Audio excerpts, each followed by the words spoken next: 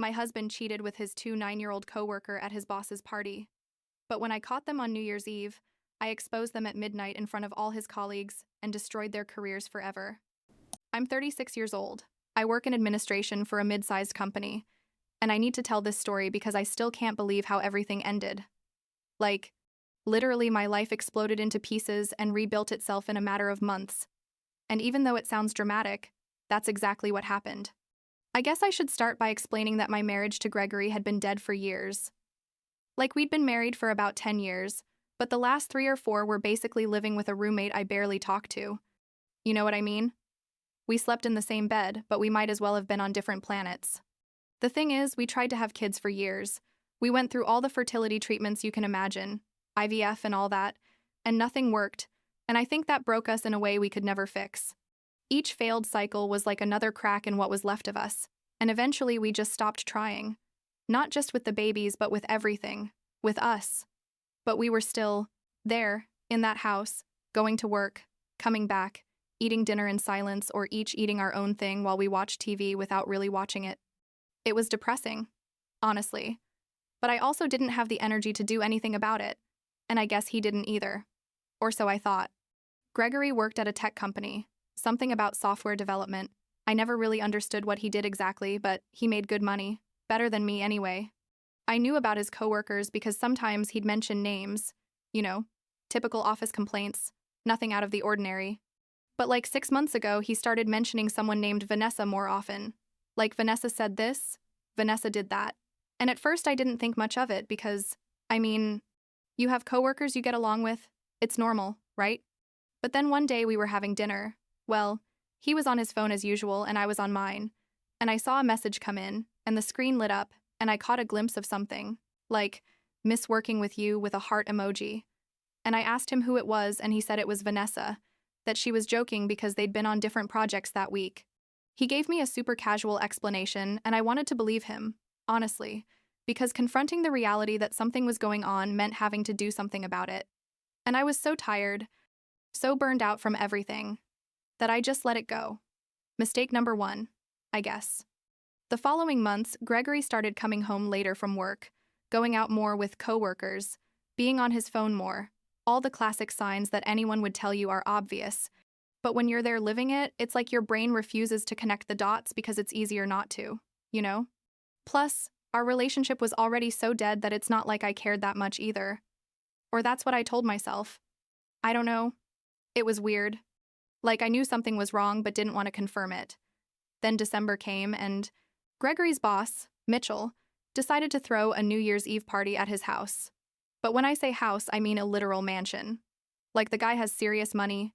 And Gregory was excited because it meant they were considering him for a promotion or something, and he told me I had to go with him, that it was important, that he needed to make a good impression.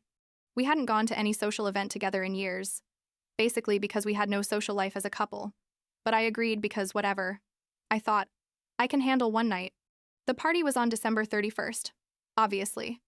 And when we got to Mitchell's house, I almost fell over because it was ridiculously huge. It had enormous gardens, a pool that looked like a hotel's, and inside there were like 100 people, all of Gregory's coworkers and their partners. I felt super out of place because I didn't know anyone, and Gregory immediately went off to socialize and left me standing there with a glass of cheap champagne in my hand, feeling like an idiot.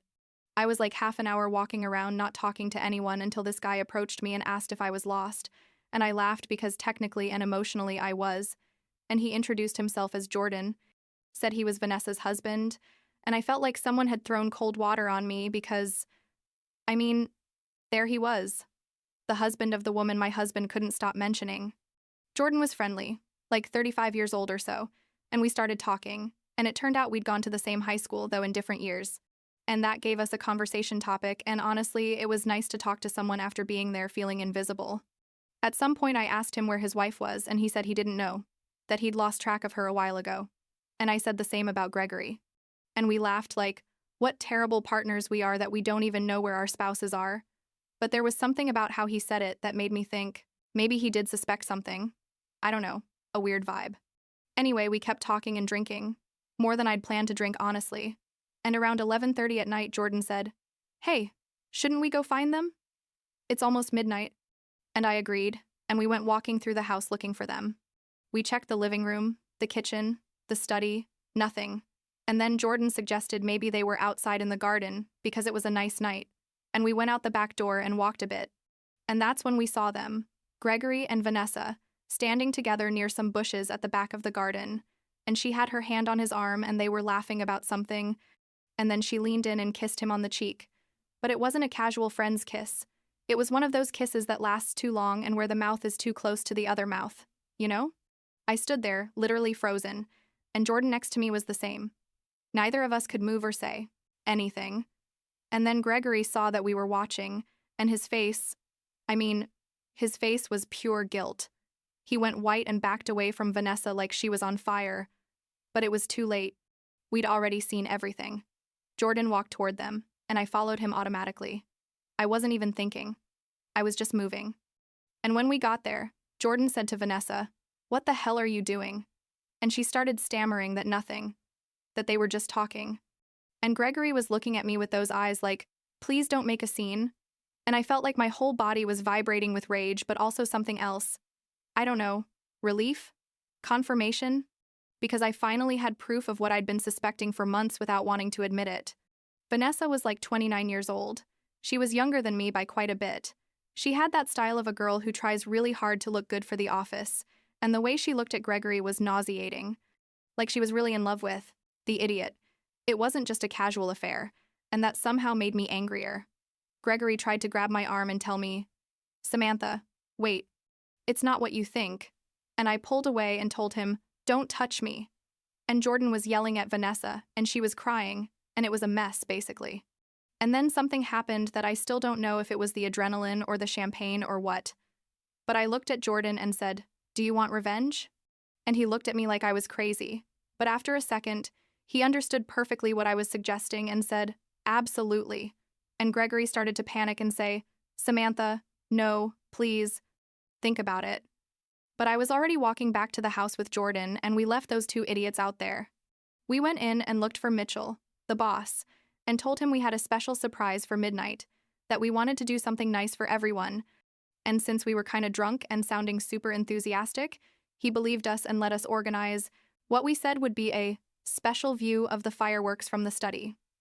Basically, we convinced Mitchell to gather everyone in the study that had huge windows that faced exactly the back garden. And we told him that at midnight we'd open the curtains so everyone could see the fireworks that supposedly the city was going to launch from that angle. Honestly, I don't know how we got him to believe us, but he did. And at 11:55, Mitchell announced to everyone to go to the study for a special New Year's surprise, and people started arriving, all excited with their champagne glasses, counting down to midnight, and Jordan and I were standing by the closed curtains waiting for the perfect moment. Gregory and Vanessa had come back into the house but weren't in the study. They were hiding somewhere again, probably thinking they'd already dodged the bullet. The countdown came, 10, 9, 8, and people shouting the numbers. And at 1, Jordan and I opened the curtains suddenly. And everyone went silent because instead of fireworks, what they saw was Gregory and Vanessa kissing in the garden, perfectly lit by the outdoor lights Mitchell had installed. And it wasn't a casual little kiss. It was one of those kisses with tongue and hands all over, and the study fell into the most awkward silence I've ever experienced in my life. And then someone said, "Oh shit," and everyone started murmuring. Mitchell was there, and the HR person too, and basically all of Gregory's and Vanessa's bosses and coworkers. And some started laughing nervously, and others looked horrified. And I felt so powerful in that moment, like years of feeling invisible and small in my marriage, and suddenly I had all the control. And it was addictive. I'm not gonna lie. Jordan looked at me and we clinked our glasses like toasting and drank the champagne. While outside, Gregory and Vanessa finally realized that like 50 people were watching them through the window. Gregory's face when he turned around and saw the whole office watching him was, I don't know, poetic? He separated from Vanessa so fast she almost fell, and they both ran toward the house but in different directions. Like a comedy movie, but tragic. And the party basically ended right then. People started leaving awkwardly, and Jordan left too after thanking me for the collaboration. And I stayed there a while longer because I didn't want to go home where I knew Gregory would eventually arrive. But eventually, I had to leave.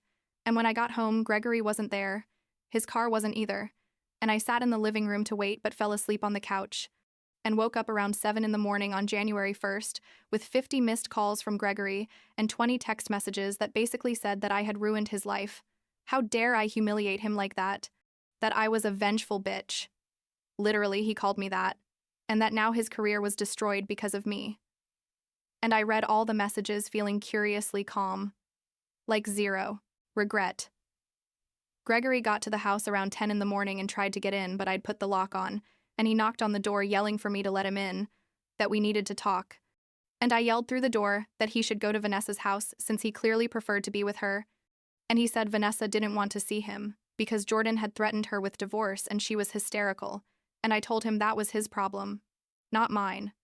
And eventually, he left, and I didn't know where. The next few days were surreal. Gregory called me constantly alternating between begging me to forgive him and blaming me for sabotaging his life, and I just didn't answer or hung up on him. And meanwhile, I found out through Facebook, because people share everything there, that both Gregory and Vanessa had been fired from the company. Like Mitchell had no choice after they basically humiliated the company in his own house. And there was something about workplace relationship policies, and they already had enough problems without adding that drama. I hired a lawyer the following week, literally January 2nd, and started divorce proceedings. And when Gregory was served, he showed up at the house again, this time more pathetic than angry, saying we couldn't end like this, that we'd been together 10 years, that we could go to therapy, that he'd end things with Vanessa if I gave him another chance. And I looked at him and felt absolutely nothing. Not love or hate or even pity. I just wanted him to leave and let me start my life over. Jordan had also started his divorce from Vanessa, and we stayed in touch because sharing lawyers and similar processes helped us both. And he told me Vanessa was devastated, that she really believed Gregory was going to leave everything for her, and now she was alone, no job, no husband, and living with her parents who hated her for what she'd done. And Gregory, meanwhile, was living with a friend because I wouldn't let him come back to the Fawn house.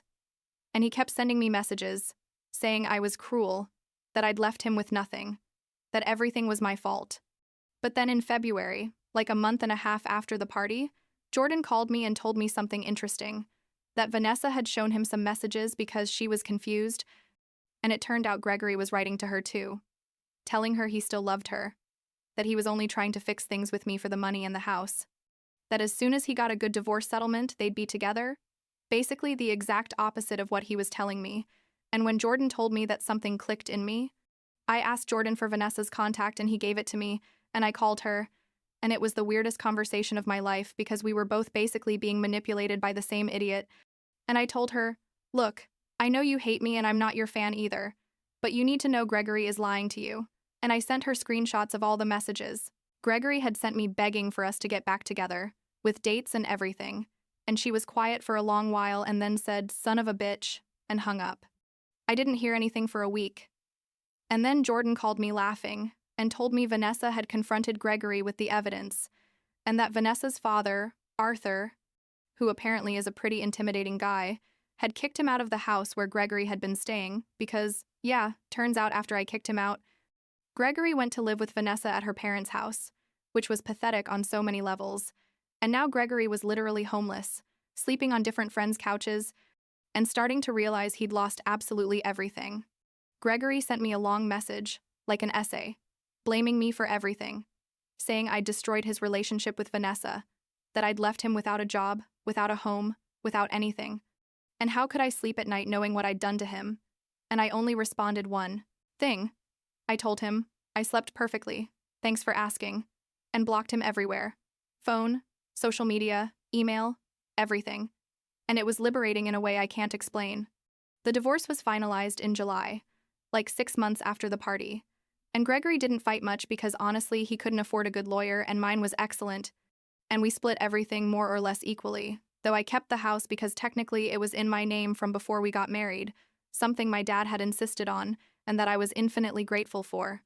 Gregory eventually got another job, but at a smaller company and making less, and I know he had to move to a small apartment in a not very good part of town.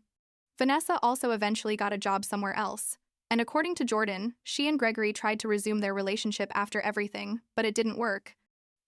Turns out when you remove the factor that it was forbidden and exciting, there was nothing real left between them, and They broke up after like 3 months, and Gregory now lives alone in that small apartment working at a job he hates with no one who loves him. And I live in my house, in peace, with my things and my life ordered without drama. Sometimes people ask me if I regret what I did at that party, exposing them so publicly. And the honest answer is no, not one bit. Gregory spent months lying to me, cheating on me, making me feel crazy for suspecting things that turned out to be true. And when I finally had the opportunity to take control of the situation, I took it. And yeah, maybe it was vengeful and dramatic and excessive, but it was also exactly what I needed to finally close that chapter of my life that had been slowly dying for years. Jordan and I are still friends. We meet up sometimes for coffee and laugh about how absurd everything was. And we're both better now, happier, lighter, without the weight of dead marriages that were slowly killing us. He started dating someone a few months ago and he looks happy, and I'm fine alone for now, rediscovering who I am without Gregory, without the pressure of trying to save something that had no salvation. The last time I saw Gregory was like 2 months ago. We ran into each other at the supermarket by accident, and he tried to talk to me, but I just kept walking like he was a stranger, because basically he is. After everything that happened, there's nothing left of the person I married 10 years ago, or maybe that person never existed and I only saw what I wanted to see. I don't know. It doesn't matter anymore, I guess. What matters is that I'm free. Finally. From all that toxicity and lies. And even though the path to get here was chaotic and destructive, it was worth every second of that New Year's drama that basically exploded my entire life, but gave me the chance to start over.